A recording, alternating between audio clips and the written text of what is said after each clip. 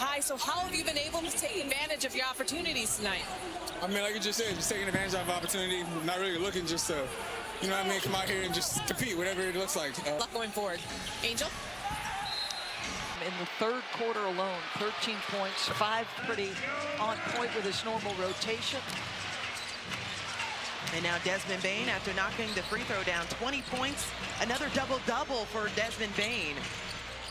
Has the 13 rebounds as well. How about 41 points for Dallas in the third? That's the most this season.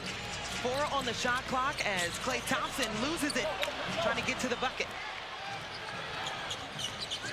Pippen going at Klay and denied in the paint.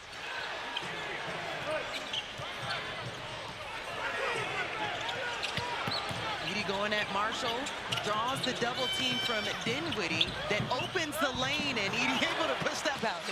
He's also trying to contend with a guy who's just got so much size on him. Feel like he's getting the job done. 26 points, 13 rebounds, and Zach Edey is had a points. Does have the 12 rebounds. As we're tied up at 94. A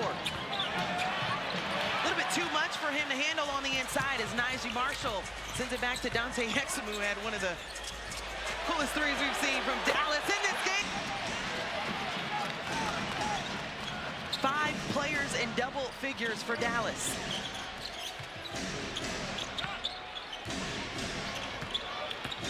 G.G. Jackson working his way to the left with the finish. Angel, I don't think we can overstate how big a game this is for Memphis, as is every game in the Western Conference if you're at the top of a good challenge by Edey. I mean, you know, the 4-game skid that they're riding right now has pushed them from 2nd to 4th in the West. They're now 2 games behind Denver. Houston is breathing down their neck in the loss column, and this has gone back and forth, neither team able to get separation. Dinwiddie couldn't connect on the take. I was talking to the local broadcast for Memphis, and they said this is important for us. Almost feel that do or die, a scenario where they can get a good one here on the road. Bane, a lot of content looking for them too. Come on now. When you find it, let me know. Okay. Avery Dorsberg and Cassidy Hubbard on the call as we're just under 9 minutes here in the 4th quarter. For joining us for International Women's Day broadcast as out of the Edwards has done a good job. When it is Zach Edey who's been checking him, what does he do? He spreads to the 3-point line. This is big. Well, Zach Edey picking up his 4th foul on that last possession there, stays in the game as we're tied at 100. So Memphis, even after the slow start. The paint points, I mean, they go from 32 paint points in the first half. They've already matched that, and they'll continue to attack the paint here. It's worked well for them, especially in the second half. The Grizzlies were on an 11-2 run out of that last timeout as Pippen Jr. couldn't find anything there, ran out of real estate. Klay Thompson almost connected as Najee Marshall. Did he come from half court to get that one? Finds Thompson. That one's good. Will not deter him one moment from Memphis clinging on to this life that they have without a couple of bodies in that 4th spot. Playing without Jaren Jackson, it was integral to their success on both ends. As Shaw's going to what's contributed to the defensive slide over the last month. He talked a lot about that. Live ball turnovers, that one not dead ball, but just playing off turnovers, having bad floor balance.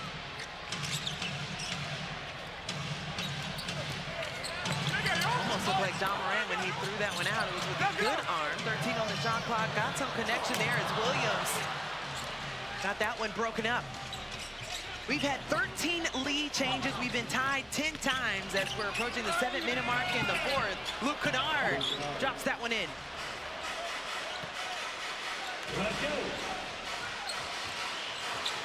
Luke Kennard with 7 points, 3 for 6 off the bench. Williams finally gets a new season high, career high, with 28. He's been in attack mode. He's been efficient. He's gotten to the free throw line. He's mixed his game a little bit at how he scores. Clark with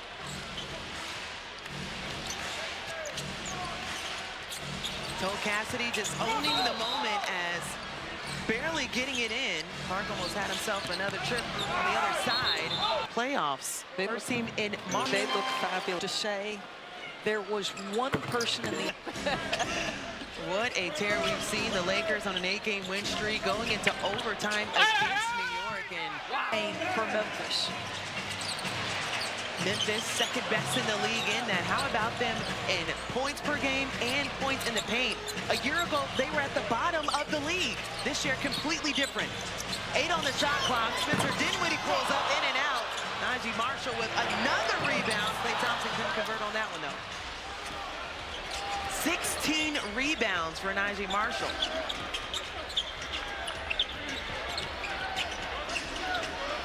John Moran has come alive here in the second half. 22 points. Pulls up baseline, can't connect. Did you see him, though? You know, he pushes. Brandon Clark wants to screen shot. I was like, no, I got one man to beat. I can get where I want to go on the floor.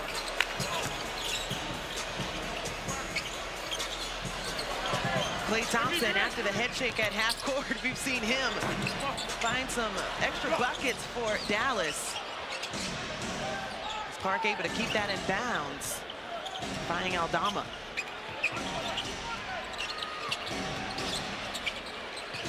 Aldama just 6 points.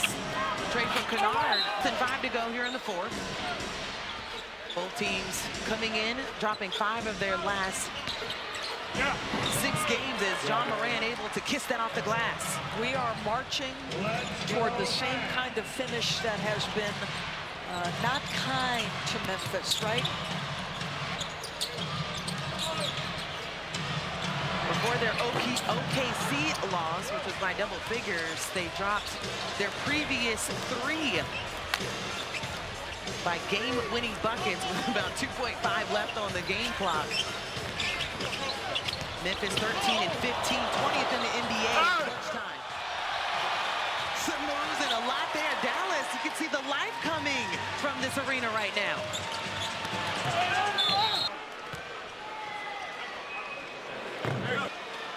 It here and does. You think that 2-minute zone, as many times as this has gone back and forth, what that clutch time is, and John Morant with the rock is very scary.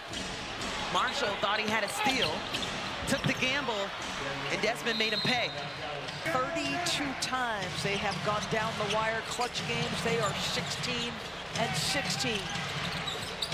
So what odds will we get here tonight? A little less than 4 minutes to go. The biggest lead for Memphis at 4, and the biggest for Dallas at 11.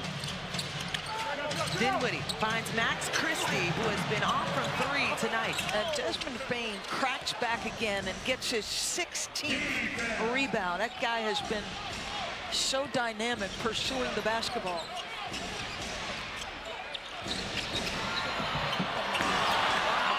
Getting yet another one. I'm surprised he didn't dunk it. Maybe his momentum going a little bit too far right. Marshall went behind the back. Thought we were going to get another highlight out of him. It's a 3-on-2 opportunity. Desmond Bane slows things down.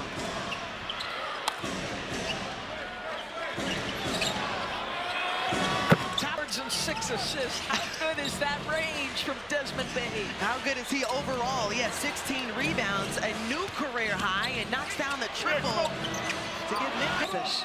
And remember, no leak out. Your defensive transition has got to be good as well. Bane gets it. Short on the attempt, but Clark on the cleanup. 15 points for Clark off the bench. 7 rebounds to add as well. Williams, who already has a 30.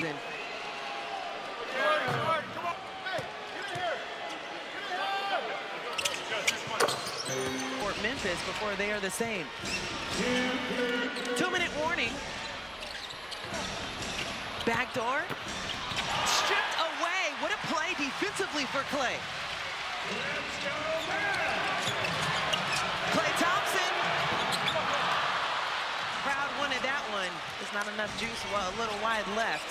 3 for 9 for Klay Thompson in this ball game from outside.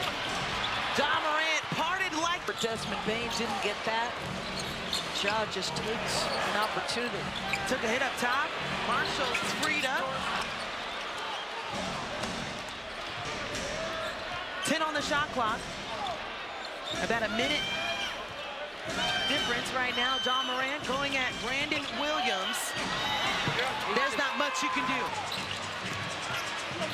It's go time as he tried to deflect something for Brandon Williams on the tray. Ja trying to leak out, nothing there. As Desmond Bain said, we're going to slow this one down in the final minute. Take a little air out of the ball up top. They get back to their identity. They've got 74 paint points. It's been the story of their season. They dominate in that regard. 7 on the shot clock. Williams still with the assignment for Ja. Night-night. 18. And a block at the rim by Think about that. From the point he made the free throws, Ja Morant became a different guy. End of the first half, into the second. He's been so dynamic. Memphis came into this ball game seeking to get back into the win column. A lot of doubt on how